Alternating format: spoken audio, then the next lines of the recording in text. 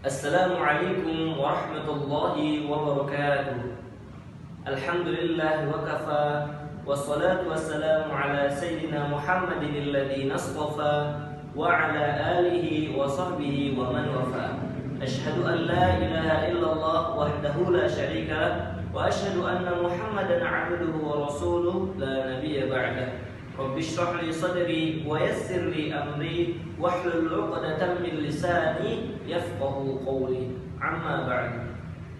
Jamaah yang dirahmati Allah Subhanahu wa taala, insyaallah pada kesempatan kali ini saya akan memberikan nasihat-nasihat, memberikan hal-hal yang positif mengenai satu penggalan ayat. Oke, langsung saja saya akan membacakan satu penggalan ayat tersebut yang diambil dari surat Hud ayat 6 yang berbunyi, A'udzu billahi minasy syaithanir rajim. Bismillahirrahmanirrahim. Wa ma min dabbatin fil ardi illa 'ala Allahi rizquha. Shadaqallahul azim. Yang artinya Allah berfirman, dan tidak ada satupun makhluk yang diciptakan di muka bumi ini melainkan Allah lah yang memberi rezekinya. Nah, ayat tersebut cukup menarik untuk kita bahas karena banyak sekali di antara kita yang memikirkan bahwa bagaimana sih rotasi rezeki kita di muka bumi ini. Nah, kita akan sama-sama bahas pada kesempatan kali ini. Kita akan bedah dulu dimulai dari yang pertama, yaitu dabbah. Dabbah di sini menjelaskan tentang mencakup semua makhluk hidup yang bergerak di muka bumi, termasuk manusia, tumbuhan, hewan, dari yang besar sampai yang paling kecil. Yang paling kecilnya itu apa? Seperti hewan mikroba yang hanya bisa dilihat dengan stetoskop, yang kita nggak bisa lihat dengan sekilas mata, tapi harus dengan menggunakan alat. Itu Allah sudah mempersiapkan rezeki untuk hewan tersebut. Lalu lanjut ke fil ardi, di muka bumi, illa 'ala Allah, illa 'ala Allah. Illa 'ala Allah di sini menjelaskan bahwa Allah Subhanahu wa taala telah menjamin tentang rezeki masing-masing makhluk hidupnya.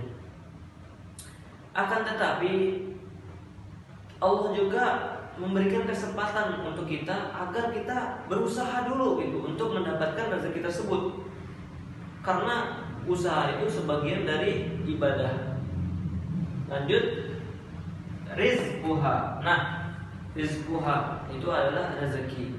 Nah, jadi ayat ini mengajarkan kita bahwa Allah Subhanahu wa taala itu sangat kuasa, sangat berkuasa, dan juga sangat adil. Kenapa dibilang sangat adil? Coba nih kita bayangkan, pasti kita pernah melihat tetangga kita misalnya, atau kenalan kita, ada orang yang non muslim misalnya, sedangkan kita Islam nih, sedangkan kita mukmin, orang Islam, tetapi lebih kaya orang non muslim itu gitu. Pasti kita bakal mikir kan, kok dia yang non muslim bisa lebih kaya sih daripada saya yang muslim? Kok bisa sih Allah malah ngasih yang lebih kaya itu orang non muslim daripada saya yang muslim gitu?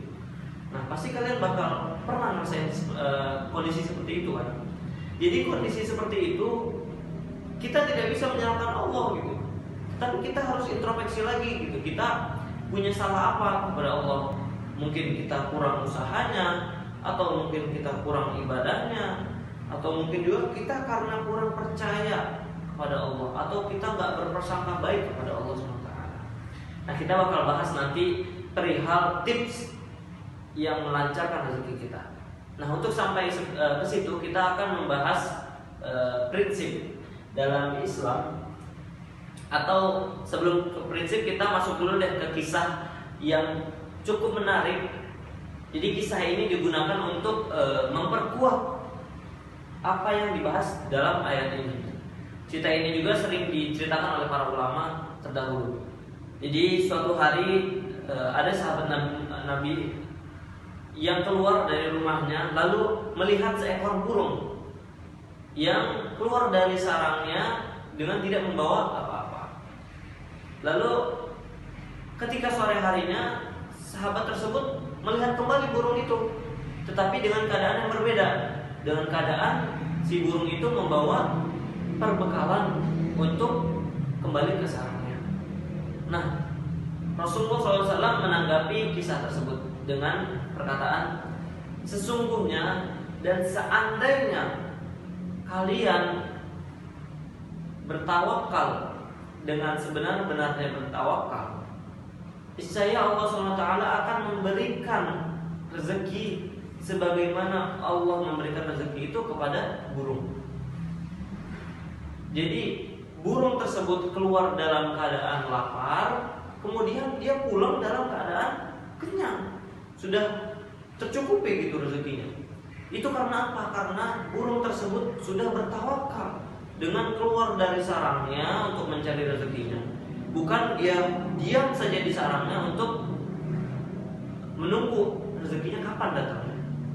Nah, itu menjadi pelajaran untuk kita bahwa burung saja yang tidak memiliki akal, dia ada inisiatif untuk mencari rezeki itu. Apalagi kita manusia yang sempurna, yang lebih sempurna daripada hewan dan tumbuhan, masa kita nggak ada kepikiran untuk berusaha terlebih dahulu, bertawakal terlebih dahulu untuk mendapatkan rezeki itu. Nah, dari kisah itu pokoknya udah mendapatkan ibrah yang sangat banyak sekali. Untuk memperkuat lagi, kita akan masuk ke tahap prinsip. Kira-kira prinsip dalam Islam itu apa aja sih tentang rezeki? Yang pertama itu adalah rezeki memang ditentukan, tetapi juga diusahakan. Nah, maksudnya di sini adalah memang Allah SWT telah meyakinkan kepada kita bahwa rezeki itu sudah diyakinkan bakal dapat gitu. Tetapi Allah juga memberikan kita kesempatan agar kita berusaha semaksimal mungkin gitu untuk mendapatkan rezeki tersebut gitu. Untuk berusaha kerja mencari rezeki tersebut. Yang kedua, rezeki bukan hanya soal harta. Nah, ini paling sering kita pikirkan pasti kan. Jadi rezeki itu cuman membahas tentang harta. Sedangkan kita bangun pagi dalam keadaan masih bisa bernafas, itu rezeki yang sangat mulia, rezeki yang sangat besar yang diberikan Allah SWT kepada kita.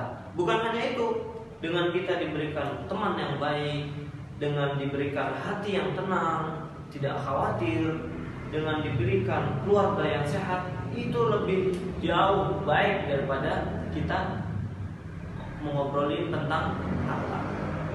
Yang ketiga yaitu adalah Allah SWT telah memberikan kita banyak sekali nikmat, tetapi jangan lupa kita harus bersyukur. Dalam Islam sendiri telah mengajarkan kita bahwa sedikit atau sebesar apapun rezeki yang diberikan kepada kita, yang kita dapatkan dari Allah SWT, itu harus kita syukuri. Dengan apa? Dengan mengucap Alhamdulillah. Nah, ngomong-ngomong, setelah kita ngobrolin prinsip, kita bakal masuk di tahap yaitu tips. Nah, ini pasti yang kalian tunggu-tunggu kan. Jadi kita akan ngebahas tips nih. Kira-kira apa aja sih tips yang bakal bisa membuat rezeki kita ini lancar gitu. Nah, yang pertama, Rasulullah SAW bersabda, apabila seorang memperbanyak zikirnya atau istighfarnya, maka Allah SWT akan melapangkan kesulitannya. Melapangkan kesulitan di sini maksudnya memudahkan, dan juga melapangkan kesulitan, kesempitan yang dialaminya. Lalu Allah SWT akan memberikan rezeki di arah yang tidak diduga-duga. Hadis riwayat Ahmad. Yang kedua yaitu dengan menjalin silaturahmi. Rasulullah SAW bersabda, barang siapa yang ingin umurnya panjang dan rezekinya luas, maka jalinlah silaturahmi. Hadis riwayat Bukhari. Nah, dari hadis yang kedua ini kita bisa mengambil bahwa dengan kita cuman bersilaturahmi ke tetangga, ke teman kita, itu kita bisa mendapatkan dua kebaikan. Yang pertama, rezeki kita diluaskan, yang kedua, umur dipanjangkan. Nah, lanjut ke tips yang ketiga, yaitu adalah dengan kita bersedekah. Nah, pasti kita banyak mikirin bahwa dengan istilah kita bersedekah, harta kita berkurang. Memang harta kita berkurang secara logika. Tapi dalam Islam mengajarkan bahwa dengan kita mengeluarkan sedikit harta kita, itu akan memberikan nikmat yang lebih besar daripada kita memberikan pada saat itu. Jadi Allah SWT telah menjanjikan kepada kita, jika kita ikhlas untuk bersedekah, maka Allah akan memberikan berlipat-lipat ganda dari apa yang kita berikan. Karena Rasulullah SAW bersabda, tidak berkurang harta orang yang bersedekah. Hadis riwayat Muslim. Oke, mungkin dari ayat ini kita cukup mengambil banyak pelajaran. Mungkin kita harus merenungkan lagi ayat ini agar kita itu ketika diberikan rezeki, kita tidak kufur nikmat. Kita bersyukur. Saya akan tutup dengan satu perkataan, yaitu keberuntungan atau rezeki tidak akan didapatkan di kasur, tetapi akan didapatkan ketika keringat bercucur. Dan jangan lupa bersyukur. Nah, jadi dari perkataan ini maksudnya adalah, jadi kita nggak bakal bisa mendapat keberuntungan atau rezeki dengan kita hanya pasrah atau diam saja. Tetapi kita harus bercucur keringat. Dengan kata lain, kita harus kerja, kita harus berusaha supaya mungkin bagaimana kita dapat rezeki itu. Dan jangan lupa yang terakhir itu adalah bersyukur. Karena sejatinya kita misalnya sudah dapat kekayaan, sudah mendapatkan keduniaan yang sangat banyak, tetapi kita lupa yang namanya bersyukur, maka Allah SWT akan sangat gampang mencabut yang namanya nikmat. Oke, mungkin dari saya cukup sekian. Kurang lebihnya mohon maaf. Billahi taufiq wal hidayah. Wassalamualaikum warahmatullahi wabarakatuh.